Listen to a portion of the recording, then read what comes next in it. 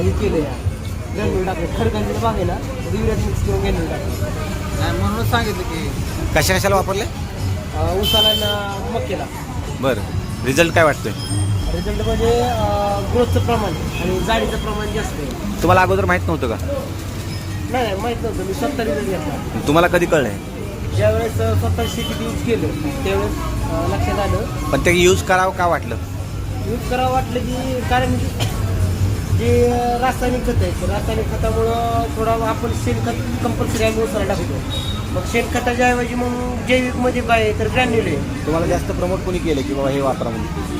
हे तुमच्या सरांच्याच आपले झूम मिटिंगमधून ऐकलं होतं. कुठल्या सरांचं? डॉक्टर पत्रक सरांचं. आणि आपली झूम मिटिंगला वगैरे शेतीविषयी जे प्रोडक्ट आहेत त्याच्याविषयी ग्रॅन्युलवरती आम्ही जास्त फोकस करतो.